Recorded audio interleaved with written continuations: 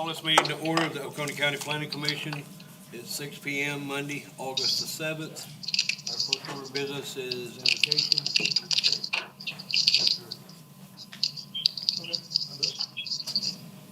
Pray with me if you will. Heavenly Father, we ask that you please watch over this committee and the planning staff and guide us to wise and safety-conscious decisions in support of the public. And we also ask that you watch over the county law enforcement, first responders, and other county workers that they perform their duties, that they may return home safely to their families after every shift. And we ask that you please watch over the county and state leaders as they work to make the county and state a better place to live each day. In his name we pray. Amen. Amen. Amen. Okay. We may need her to mute. Yeah. May need her to mute her side. So that it's not all staticky and So low. it's, because we're hitting reverb. Ms. Spicer, could you please mute until you have something to say? Pardon me? Can you mute until you need to speak? You're getting feedback. You want me mute? Yeah. Thank you. Oh. Mike, you want to lead? I pledge allegiance to the flag of the United States of America, and to the republic for which it stands, one nation, under God, indivisible, with liberty and justice for all. Thank you, sir. All right. If everyone can remember our last meeting, July 17th, has everyone read the minutes? Is there any correction? Motion is approved. Second. Approve and a second. Any further comments? All those in favor? Aye. Ms. Spicer? Teresa, can you hear us? Aye. Do you have me muted? Aye. Thank you. It's unanimous. All right, public comment, we have none. Commissioners' comments? Anyone have anything to say?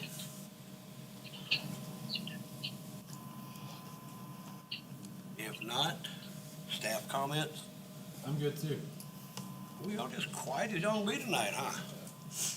All right, we'll move right on to item number 8, discussion regarding agricultural zoning district with Agriculture Advisory Board. You wanna come up this way where we can,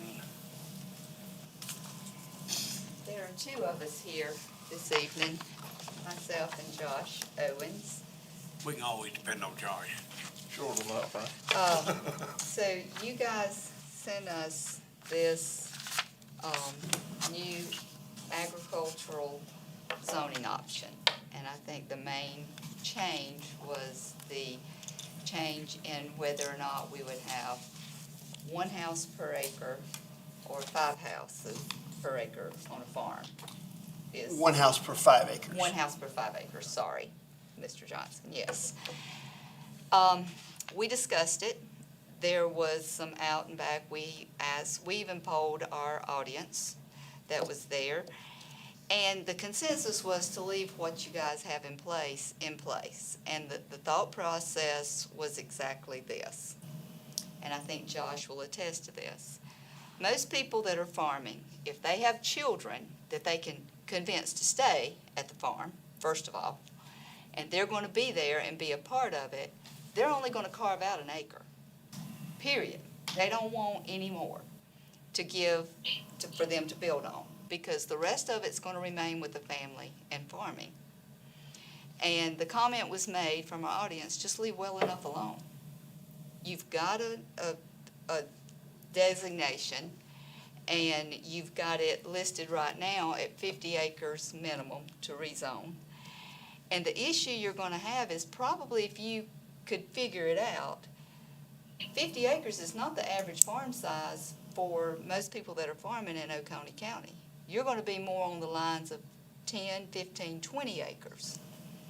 And so if you are trying to limit that, you may be hindering them allowing that child to stay at the farm, allowing them to be able to continue to farm, period. So that was our thought process. I mean, thank you for giving us another option, but it's not really another option if it does more harm than it does good, is where we were coming from.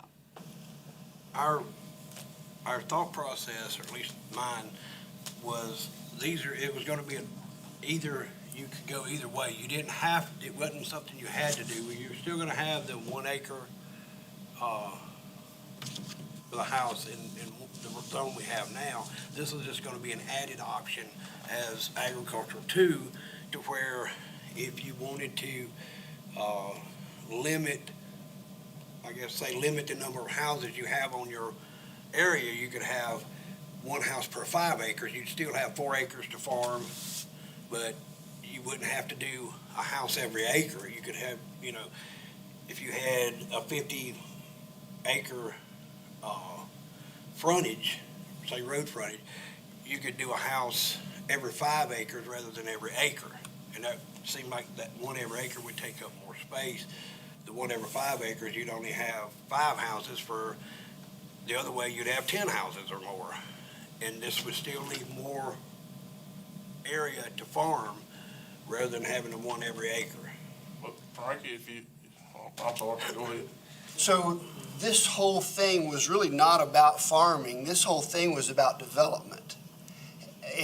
And this was the tool to slow development in the area. The concern that we had been getting is that farmers were concerned that development was encroaching into their area. So this wasn't about farming. This was about trying to slow or stop development.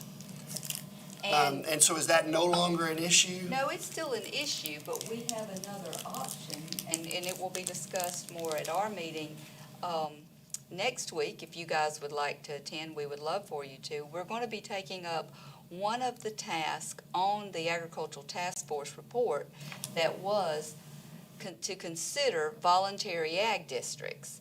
And it does not matter if the property within that voluntary district, meaning I'm going to use landmarks, something we can all think about. So you come into Oconee County on the Pickens County side, and you have Highway 11, the main street.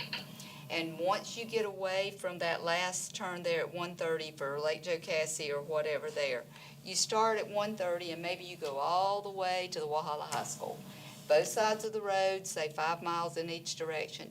I'm using hypotheticals. Sure. And everybody there is majority farmers. And they want people to know when they show up to purchase land in that area, we're farming. Just like the map that was over here where you guys kind of designated the south end of the county was farming. When people show up, they need to realize this is farming. And so that could be a voluntary agricultural district. Now, if we're going up the mountain and you want to have a voluntary conservation district, that's fine. But what that does that's more important than this zoning, I feel personally, and I'll let Josh speak his mind, is when people show up to develop, they know they're moving into farmers. So if I'm hog farming and you don't like the way something smells, I have a voluntary agricultural district and you chose to move in. How does that protect you? Protects us on the back end where they have put that in place and developers have tried to come against it. It's already there. It's solidified as a farming district. From a legal standpoint, how does that protect you? That's what I'm saying, on the backside. Anybody can sue anybody, Mr. Johnson. No, But once you ride by that sign that says you're in a voluntary ag district, you bought in a voluntary ag district, you bought where there's already farming, that sets precedence. And there's already been some, I think Isaac is going to bring up some of that, where there have been lawsuits to come against people, but because we were there first, grandfathered in, they know they're coming into a farming district. so the signage is the protection? The whole ordinance is the protection. They would be told about it, but signage is a very vital part and important.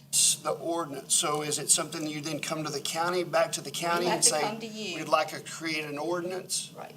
That says about a, okay. voluntary agricultural district. They're done in North Carolina, I believe Georgia has, Tennessee. and Tennessee.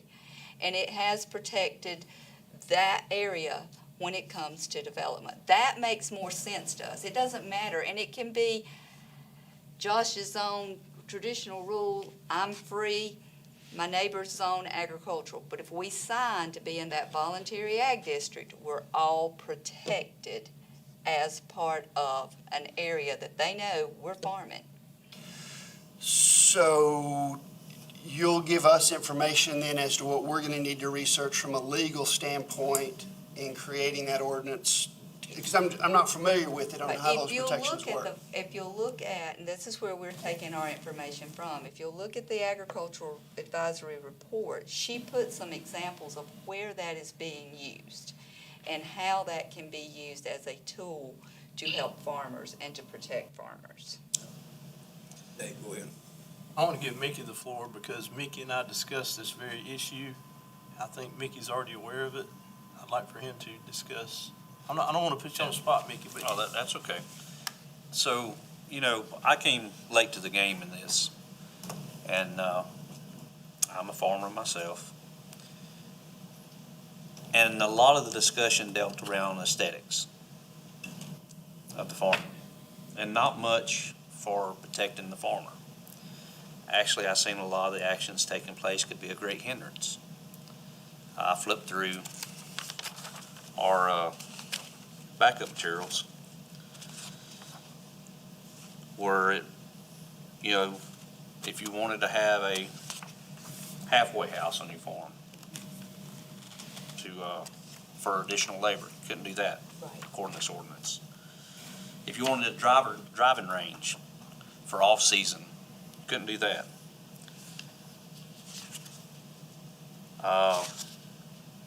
One of the big things now is outside venues. Movie theaters are marked out. Office general use, I don't know why that's marked out. Retail use. If off-season, if you wanted to get into selling equipment, couldn't do that.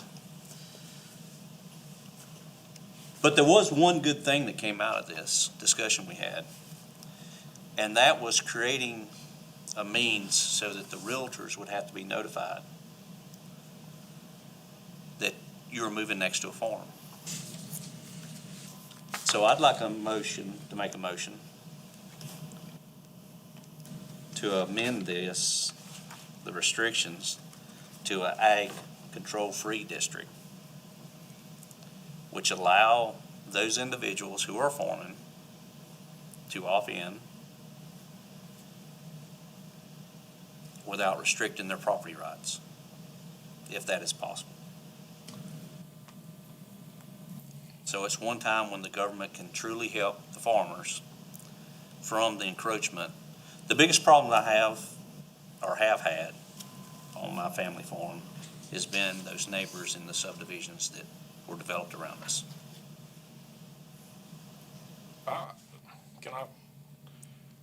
I don't have a problem with that, Mickey. I mean, that makes sense to me, because even with the ag, what I was gonna respond to Mr. Johnson there a while ago, the ag district as it is now with 1 house per acre, well, if you fill that up, you don't have a farm anymore. Right. I mean, that's kind of worthless to me. Even when you go to 5 acres, it ain't gonna be much of a farm if you go to doing that. And if you cut it off, if I cut my little girl off a place to build her house, it ain't gonna be farm anyway. It'll be another whatever classification y'all got. I mean, the only time people wanna zone themselves or theoretically self-zone themselves when they go to the assessor and get the farm use. They don't wanna do these particular type things. I mean, I didn't, because I left mine control-free. I think the ag group has a complete misunderstanding as to what this tool is used for. Because this is not to, and again, I don't care. I'm just trying to help the ag district because the ag district's saying, man, development's coming in, they're encroaching on us and they're doing these things. This has no job to restrict agriculture. What this does is it says, hey, I'm sitting on a piece of land that you can't develop any with the density that you want to develop unless you go to a Board of Zoning Appeals, and so the developer's not going to want to go to it. And the big deal is that, as Mickey and I were talking about last time, this is not to put an imposition on yourself because you already know what you want to do with the land. This is to protect you against your neighbor. Because as I've always said, if you want to stop development, tell your neighbor to quit selling their land, because that's how you're going to stop it. And so you're protecting yourself against, you're protecting your property against your neighbor, not your property against yourself. You already know what you want to do with the land. You've already convinced your kids what you want them to do with the land. That's not where the issue is. The issue is when the neighbor sells, that just became a subdivision of 200 homes that's now trying to influence and encroach onto you. But they don't want to give up their property rights either by zoning themselves. But how do you stop, how do you protect agriculture if they paying $20,000-$25,000 an acre for land? I mean, it's probably higher where Mickey lives, and Kim, but if a parcel sells next to mine and they build a subdivision and mine's zoned agriculture, how does that stop the development? It doesn't. So it doesn't stop the development, but if you've zoned your area and your neighbor has zoned his area 1 home per 5 acres, you're still doing what you want to do. But if I'm say I'm the developer and I come and I go, I'd like to buy your 100 acres, but I can't make any money at 1 house per 5 acres to build on that. So I'm going to pass and I'm going to go down the road somewhere else where I can build at a higher density. But it's up to the farmer, it's his land. If the developer comes up to him and says, I'm gonna give you $25,000 an acre, and the guy goes, okay, that's up to him, it's his land. Absolutely, you're correct. But why, he doesn't need protection from anything. He tells the guy, Hey, what, he tells the guy no. We'll just do away with zoning but you're- altogether and let everybody protect themselves. That's not what I'm saying. Do it. Wait. You don't have to go to extremes. No, We're having a discussion here. The point's still being missed. My land is protected. You're right. I don't have to sell it. I'm not afraid of what I'm gonna do to my land. I'm afraid of what my neighbor's gonna do to his. If I can go talk to him and say, look, we love this rural area, you love it, I love it, why don't we self-zone ourselves? I'll agree to zone mine if you agree to zone yours. And so I don't have to worry that I'm gonna be looking at 200 homes next year because you've told me you're not gonna sell. But as soon as granddaddy dies or mama and daddy dies, and that developer comes in with that $20,000 or $25,000, it don't matter what kind of deal. But the developer won't come to you if you're zoned 1 home per 5 acres. If they want it bad enough, that money just keeps clicking. It doesn't work that way though. It does in my world. I mean, that's what we do for a living, and it doesn't work that way. A developer can't come in and make money at 1 home per 5 acre. They're looking at 1 home per half acre to make money. So question on Mickey's proposal, would they still come in? It would be easier for them to come in, even though the farmer would retain all their rights. It would be easier for the developer. Absolutely. The developer is looking, if you go to Pendleton, the developer is looking for land they can build a home per half acre on, or less.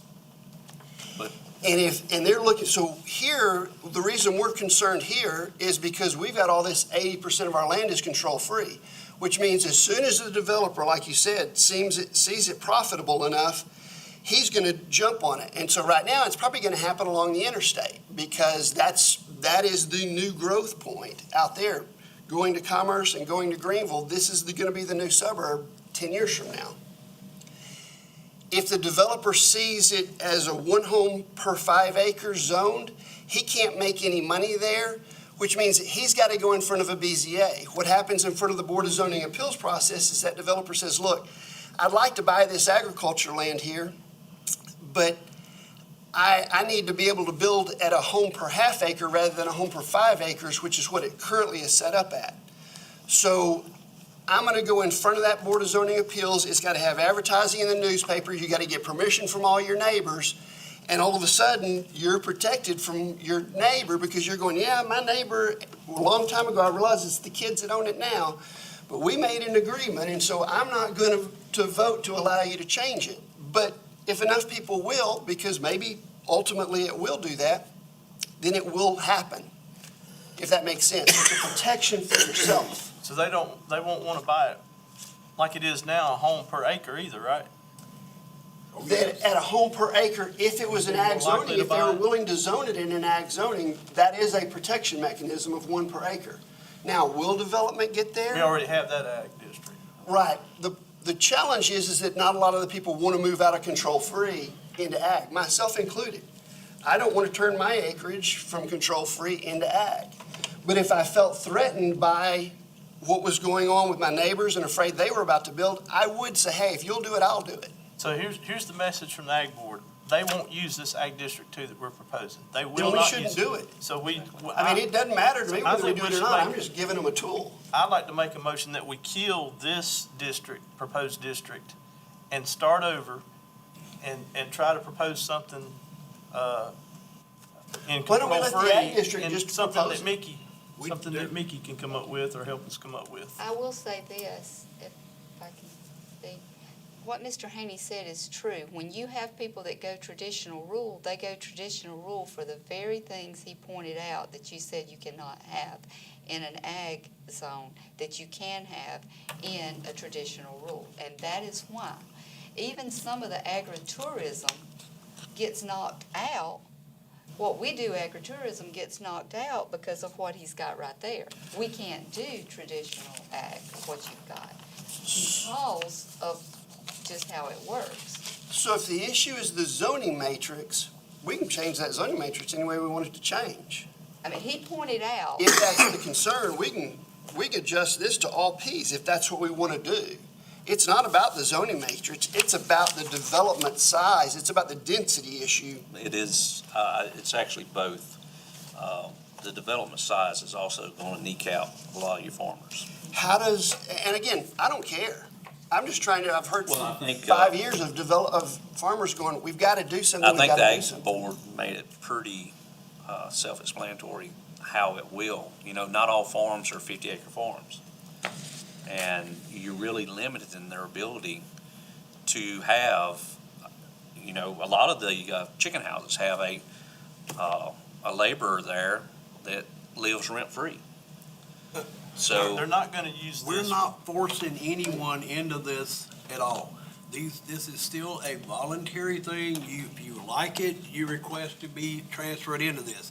We still gonna leave the existing classification zone, agricultural 1, is still gonna be there. This is just an alternative. People have come to me and asked for this. That's one reason it was brought up. It's just another tool. We're not taking away what we have. We're leaving the ag that's there. And we're just adding this as another option if someone wants to zone their Mr. property Chair. ag 2, then they can do this. This is not changing what's already there. Mr. Chair, I think you're missing the point. The You point- know, y'all missing the point No, because hold on. we're not trying to change anything. Well- We're just wanting to add this as another option that the ag residents or anyone could go to. This don't change anything that we have right now. I think we have an opportunity here to actually do something great for the agricultural community. And it's gonna take some fine tuning and some communication. Like I stated before, it would be great if the realtors had to notify any potential buyers next to them that, hey, you're moving in next to a farm. And if it's a zone, that's true. But, so are we talking about zoning? And if we're talking about zoning, it's still zoning. It's just what we put in that zoning. That is, if we're gonna do anything other than kill this, I think it should be an ag control-free zone. The only thing difference between it and the control-free is the agricultural title, which gives the protections to those control-free individuals who are farming. So if I understand that correctly, and again, I could care less whether we do anything. I've just been told for 6 years, you've got to help us, you got to help us, you got to help us. So the issue is that they can still farm under what you're talking about, the ag control free, but it doesn't stop the developer from coming in. You're not gonna stop the developer anyway. You will under density. It's 100%. But Mr. Johnson, if they sitting there flush with cash, they gonna change that classification. You know, like, all this money coming in here, big money. They got the money to do what they wanna do. But So, you know, it still doesn't work that way, though. I'm gonna say this again. I do not think, based on what they're saying to us, that anybody is going to restrict themselves with ag. To do it, so we shouldn't do this. I agree. Yeah. No, That's the only reason I say we should pursue it. They're not gonna use it. And It's a sell- useless appendage if we add it. Yeah, no, They're I not agree. gonna use it. You can sell control-free ag. Mr. Chair. Go ahead.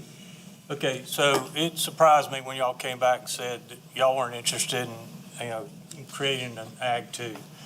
But having heard your reasoning behind it, I definitely support you. I think you can make a decision better than we can when it comes to ag. Absolutely. So I'm for not moving forward with this. However, I would also caution that we should wait until you come back with the volunteer ag district concept before we make any other decisions.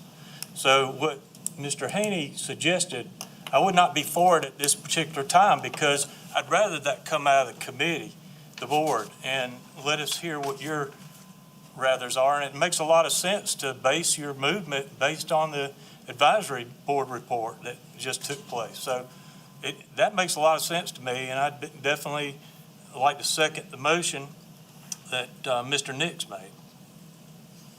Go ahead. What was that, what you said, that you wanted to do?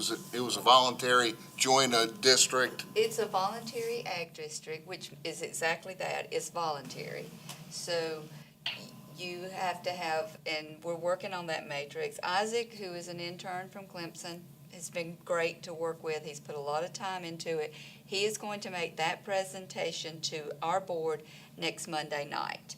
And that came from the fact that the consultant that the county hired for the ag task force, she came back with voluntary ag districts and that are used in Georgia and Tennessee. A lot of things, to speak to your point, and I may be incorrect completely on this, Mr. Johnson, but several years ago, you said 6 years.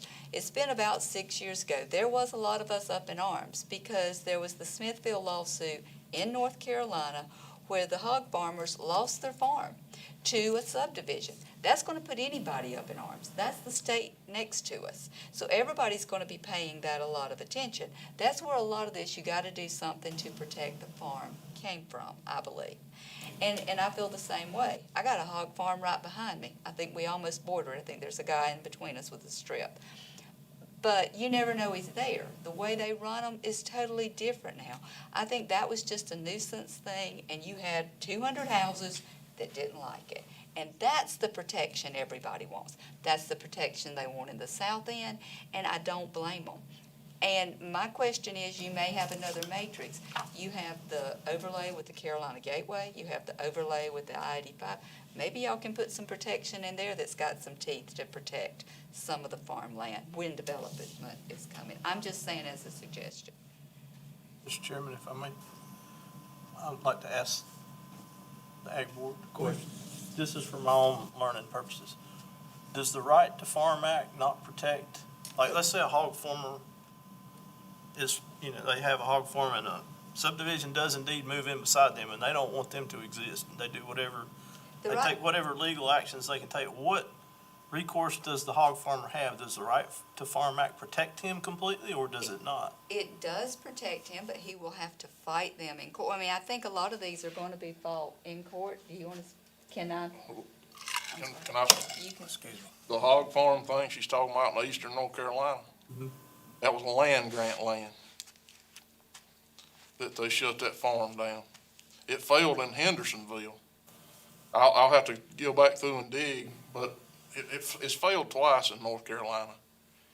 And, it's hard.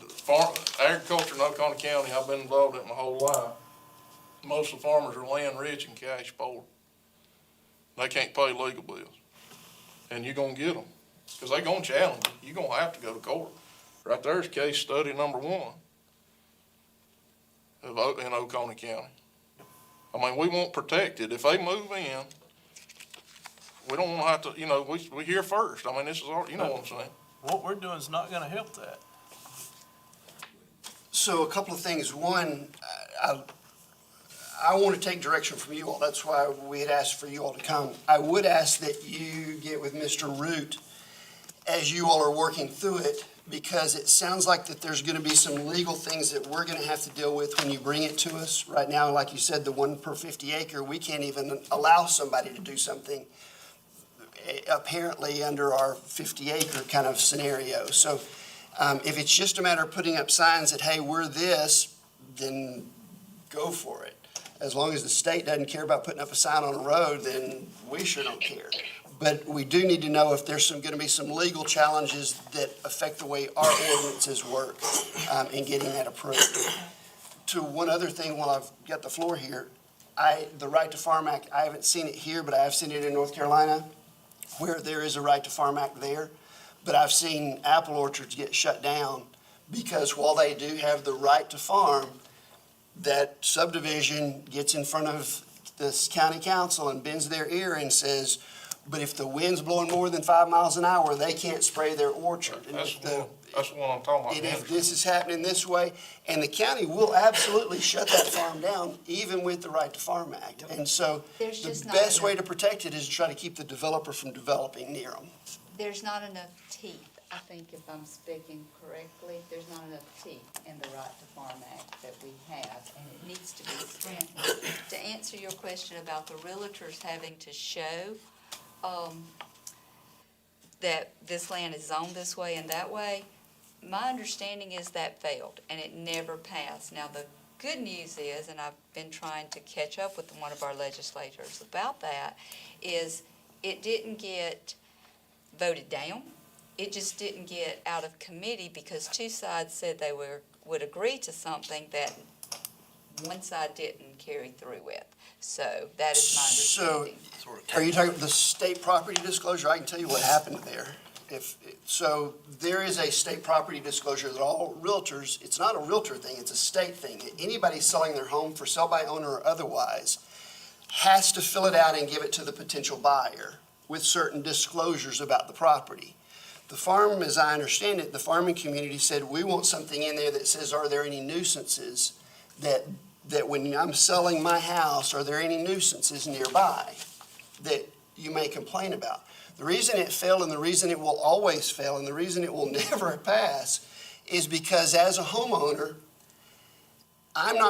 that chicken farm wasn't a nuisance to me. It was my aunt's chicken farm. It smelled like money to me. So it's not a nuisance. The buyer coming in now wasn't aware of that chicken farm. It is a nuisance. But no one will ever fill that out as to, yes, there's a nuisance, because one, they aren't going to sell their house. They're either going to check no representation or it's not a nuisance to them. And so it won't pass under that particular document. And that was the way the state was trying to push it through. Right, and I think that's where we were wanting to look at pushing it through as you are moving in beside a farm. Whether it is a hobby farm that just has a few trees, or it's a hog farm and a full operation, or whether or not it's 20 broiler houses. You know, common sense should tell you, you can look out and see what you're coming in beside. But I think we just want that distinction on there. And it should not be considered a nuisance. It should be considered a farm. Absolutely. And But so I was that's just where we're relaying at. what the state had, how the Right. state had interpreted that from the. And my understanding, I didn't mean to talk over you. I Sorry, go ahead. apologize. I was just going to say, my understanding is the two sides, meaning the farmers, which was represented, I believe, at that time by Farm Bureau, and the realtors agreed that they would do something, and then So it just kind of failed. Just understand, though, it's not realtors. Okay. It's the state, LOR, that was Okay. trying to do something that realtors would have to follow. It's not the realtors pushing it, encouraging it, avoiding it, any of that. It was the state. I think if that one piece of paper, and I know it sounds crazy, but if that one piece of paper would have to be in there, it would help a lot with where the farmers stand and not, they can still sue. We understand that, and that's where the Right to Farm Act needs to be strengthened, I believe. There needs to be some teeth put in it. But that's kind of the two things we're looking at, is the voluntary ag districts and then trying to do something on that end. When you all do coordinate that, and again, I'm very again, this is all being extremely supportive of what you all are doing. Make sure you talk to David Root. For us to, as a realtor, to say, you're coming into an ad district, it needs to say, this property next door, I can look at a computer and say, it is in the district or it is that property. Right. Otherwise, all of our efforts are frugal anyway. If I don't have something that says my next door neighbor is a blank, is a commercial property, or is a farm, or is a whatever. I have a suggestion that maybe y'all should take the Section 38 control-free matrix Right. and mark it up how you want it and bring it to us after you run it through Mr. Root, and then we'll work from there. Okay. Can you put that in our, This is extremely helpful. if we have that in our backup material next week, we'll give everybody time to look at it individually and then email it back to James, and we will come up with a consensus for you guys there. Can I just ask a question? So you mentioned control-free in the matrix, and control-free is not in the matrix, because there's no restriction? There's actually, isn't there There is a one that use says matrix. no, it's got density and lot size, no lot size, I mean, it's basically, Yeah, no, the matrix is something else, the matrix And then is the use matrix- matrix. yeah, it'd be all Ps to start with, right? And then they would, For control-free, there is, it's Nothing. not on the matrix, But because there's it- no restriction on the use. right, but if you were to fill it out as, Oh, it you're would talking start about out as all creating a Ps. It would start out as all Ps permitted, Yeah, and then if they want to tweak anything, they could do that. I understand, I just kinda had to get my head where you were, that's all. One other thing, since you're talking about that, view these not as, there was one of the things brought up of commercial or whatever. Think of these as a commercial zoning. So where it's saying not commercial, it's not necessarily talking about that you can't put up a fruit stand. It's saying that you can't build a high-rise building without going in front of a Board of Zoning Appeals. For something with, X number of cars and X number of size for commercial use under that. If you're planning on saying, we may take our farm and we may want to build a building for a commercial building or an industrial building or something like that, then yes, make sure that is a P. So that's where you may come into a size issue if you, and I guess I just need to look at it. But, I mean, there are plenty of buildings on farms that are well over 5,000 because they're sheds or they're storage sheds or they're hay sheds or they're shops, and they're 45 foot by 90. That's going to be over your size and you're going to think it's commercial. It's not. It's to get all the tractors and equipments and 45-foot trailers in. Yeah, and I was in Minneapolis storage facility, so yeah, I'm real familiar with that. So just make sure that those things get plugged into that kind of criteria. Right, and so there is no matrix for control-free because everything is a P. Everything's permitted. It's free for all. But you guys want something in here because you want a notification requirement to be in here. So it's not in the one that we have now, but it needs to be added, Okay. whatever that is y'all decide. And Mr. Adams, so you asked about the Right to Farm Act. And yes, it is, but my understanding is we have two acts in South Carolina. The Right to Forestry, which is part of agriculture, and the Right to Farm. And the way I understand it is Forestry kind of has their act together and they have a great group. And so they fight a lot of things and a lot of things get stopped before they ever get started. But with the Right to Farm, there are some teeth that are needed in there. And actually, I believe David can speak to some of that if you wanted to, so that y'all kind of understand. While we do have the protection from the state, there needs to be some more teeth for it to truly protect farmers the way it needs to. And what does our legislators say about that? I'm sorry, I just spoke Go ahead. up. No, go ahead. Every time you go to the legislature, they answer you with, well, we have the Right to Farm Act. I just don't think they fully understand it doesn't truly protect. I understand how. Yeah. I understand. And it's hard to manage you can't manage what you don't know. That's, you know, that's the role of government, you know what I'm saying, Bruce. I understand. I do. So if you want him to speak to it, I'll be glad to relinquish the. I look forward to what comes back. I can just see the developer's billboard, though, going, come to this wonderful rural agriculture area. We are building 400 homes here overlooking these beautiful farms. Mr. Chairman, I'd like to call for the question on Ag District 2 zoning. Second that. What was the original motion? To not do it, I think, wasn't it? To kill it. To kill it. All right, all those in favor? Teresa, Nope. you vote no or yes? I am voting in agreement with Mr. Nix's motion. Okay. I mean, she's voting yes. Well, that is done. Now, y'all are coming back with the information on the other items, correct?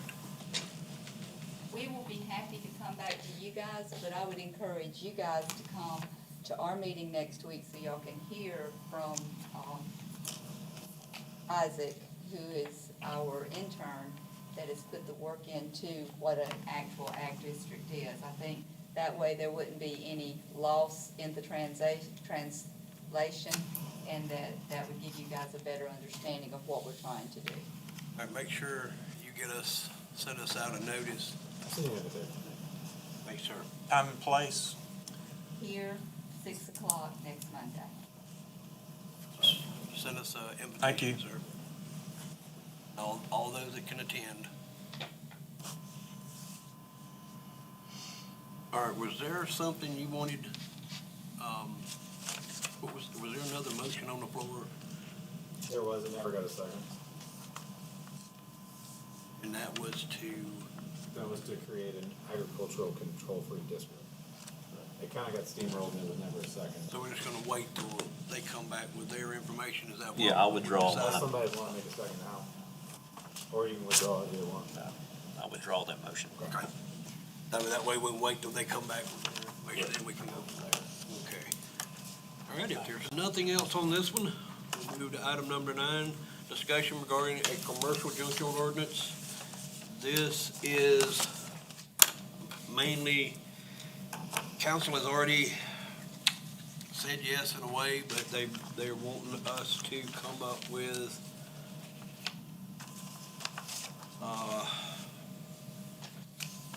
James? Yeah, so page 15 of your packet, the last page, has the provisions that were recommended by law enforcement, public safety, health, and welfare. I'll go through this real quick if that's okay with you guys. The number 1 was something that y'all had added. Number 2, this is the statement regarding electric vehicle batteries and storage handling, that they wanted added in full. That's from Mr. Root.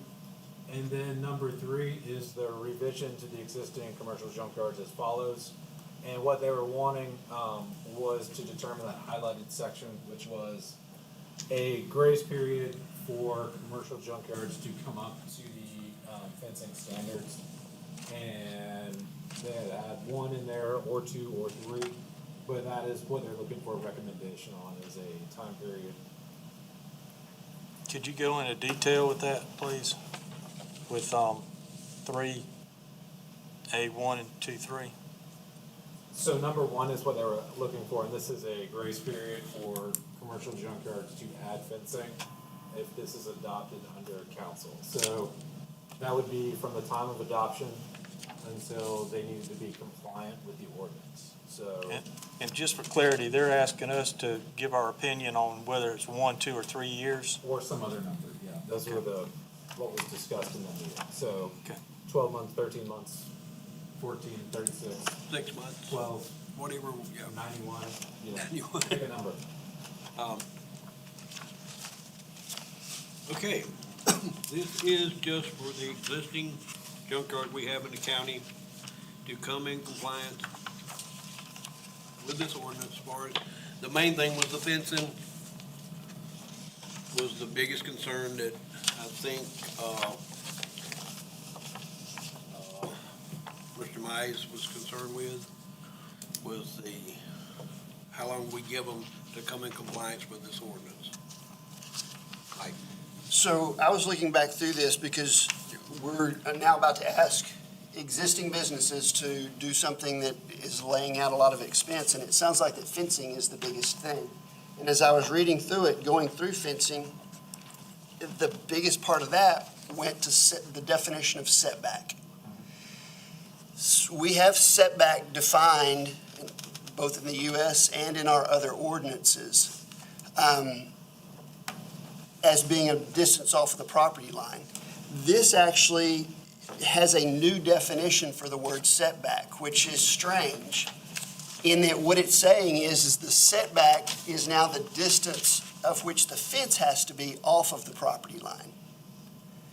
The concern is if somebody's got an existing junkyard and they already have a fence at their property line, like 90% of the population around, we're telling them you've got to move that fence potentially 100 feet off of your property line, based on this new word called setback. And then my concern is that setback as a definition in our ordinances now carries over to other ordinances as a new definition of what setback is with regard to fences. And now 90% of the population that has their fence in their backyard now has to be off of that setback.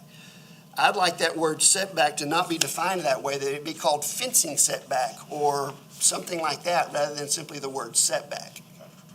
or junkyard setback. Because we had discussed last time that there is a need to have that fence moved off of the property line, because if somebody stacked cars 10 high and they fell over the fence, that they may fall onto somebody else's property, and since this is a safety issue.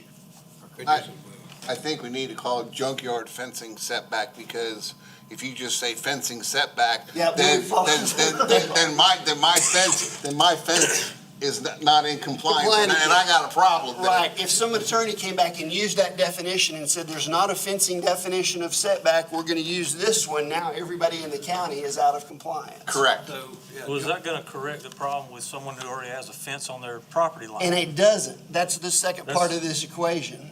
That doesn't make sense to me. Is We there would a have something- grandfather, I'm sorry, I don't know.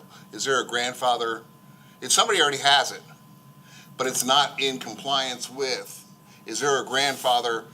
There's not, and In there there. needs to be, that's the second That's- part of this. And that's what this thought. that's what was coming up, you give them 1 year, or whatever. Well, that doesn't grandfather them in, give them 1 or 2 years. If they already have something, It depends on what it is. I mean, I go to these junkyards all the time. Some of them have a 4-foot fence up. What is that doing? It's not serving the purpose of this ordinance at all. There's one individual that I know of doesn't have a fence at all up. He's depending on his neighbor to have a fence. And he stacks cars up 18, 19 cars high. If that thing falls, it's gonna take out the property owner's fence beside him, probably over in his yard. Point of information, Mr. Chair. So the reason for the fence, I'm asking a question. Oh, to keep kids, keep small children, because a lot of these places, and I'm not saying that these are bad places, they need it in the county, but a lot of these places are in areas where we have subdivisions around them. Little children, 4, 5, 6 years old, see 5 or 6 dozen cars stacked up, they want to go climb on them. This keeps those children out of that establishment. So it's an attempt to keep those children. Right, it's an attempt, because if they want in there, they're gonna get in there regardless. But this, most kids, or at least should be, they see a fence, they're not gonna climb over the fence and then climb up the cars, hopefully. And this also protects the junkyard guy, because if he's got a fence up there, trying to keep everybody out, and somebody gets in and gets hurt, it's their problem, it's their deal, not his deal. He don't get this big lawsuit that, hey, you didn't have nothing up, my kid got in there and got hurt. Then it goes back on the parents letting their kids do whatever. That's one of the main purposes of the fence. And according to our last meeting, we have, as of to date, no known deaths, fatalities, anything like that in junkyards? Oh, I don't know. But, I mean, I've not done any research into that. I mean, if we're going to grandfather and require these older junkyards to be grandfathered in, and we're using the word safety, which the government tends to like to use a lot, but really there's no safety issue. And no, I'm not saying we should wait for one, but, you know, some of these junkyards have been here, Lord, I'm 51 years old. And if there's been no incident, then are we putting additional cost on something that really is not needed over supposed fears that do not exist? 10 years ago, there was no law against me going and buying fentanyl and taking it. They found out now that it's deadly. I think They had a rule back then, nobody would be able to get it. This is a safety precaution, because if we can save one child, one, then we've accomplished the goal of this ordinance. I agree with you that life is important. But there's one thing that our founding fathers were very... Our founding fathers didn't have junkyards. Our founding fathers, Probably did. there wasn't junkyards back then. They moved from places that did. So, Okay, let's You know, just, property let's just rights- ban the whole thing, and we won't worry about doing any planning at all. Let the county do what they want to. well, Frankie, we're trying to have a discussion here. No, y'all are trying to come up with crap that y'all evidently no one cares. Well, And so if y'all just want to Okay. make this an open county, let's make it an open county. Do what you want to. Parties, Mr. Chairman, can I say something? go ahead. I'd just like to remind the commission that we are a forward-thinking body, that it is probably our job to be proactive rather than reactive. We would all be sorry if there was a tragic incident saying we should have done this. So, I appreciate the chairman's thinking ahead of what could be, which is really what we're supposed to be thinking about.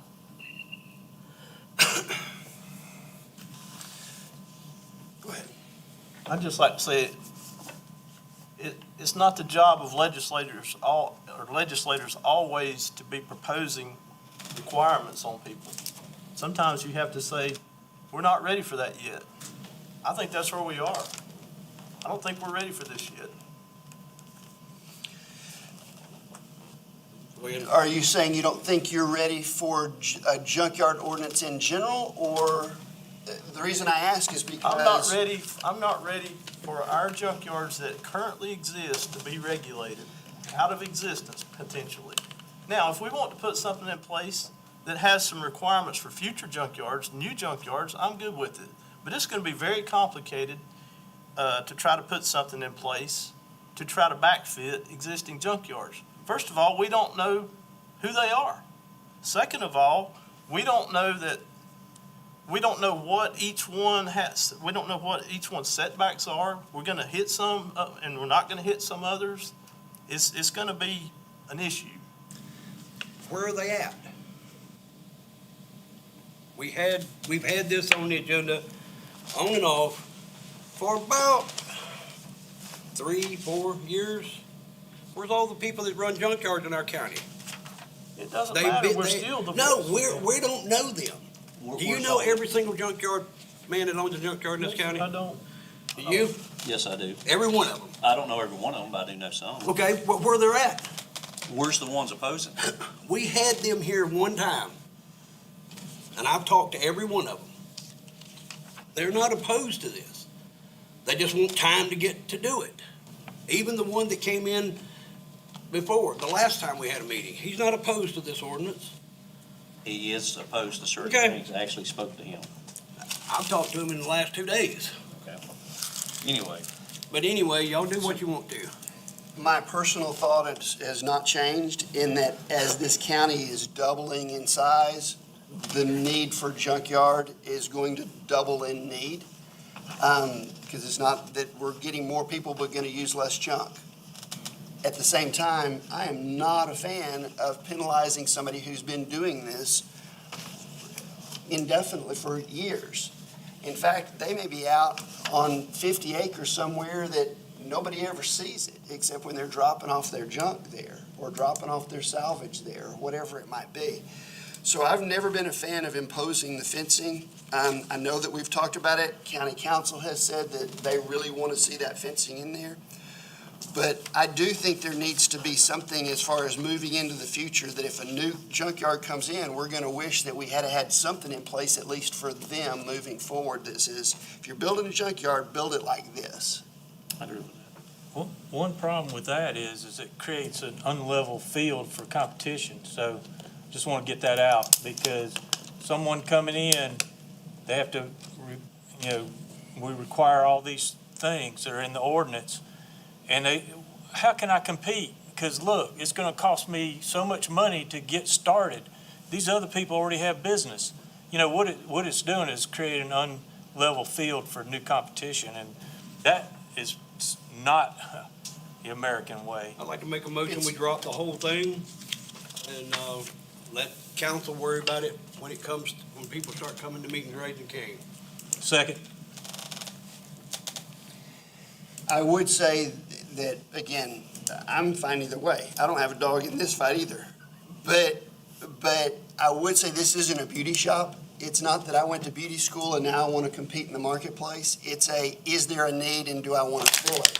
And so from a standpoint of moving forward into the future, I don't think somebody says, ooh, I want to go into the junkyard business. I think that they go, I want to go into a business and here's a need as to the competition. I think you're right. I don't think that people will start up a junkyard based on the hurdle they have to go through. But if they did start up a junkyard, I'd want them to follow these rules. All right, we have a motion, a second on the floor. Any further discussion? Yes, I just want to be clear. One of the reasons why I second the motion, because I did want it to be discussed. But the other thing is that I've heard from at least one county council member has reported in the newspaper that, this ordinance doesn't really have any teeth in it, because virtually everyone's grandfathered in that's doing business now. With that, and I've said in the past that I wouldn't vote for an ordinance that doesn't have any teeth in it. So that's why I'm going to vote yes on this motion. All right, we have a motion, a second. All those in favor? Aye. Opposed? Throw it in trash. One doesn't vote. Teresa, Can you repeat the motion, please? the motion is to trash the ordinance. Okay, aye. So it's 6 to The 1. unanimous. No. I just wanted to see something, but 6 to 1. 6 to 1, okay. Someone make the motion. Motion to adjourn. second.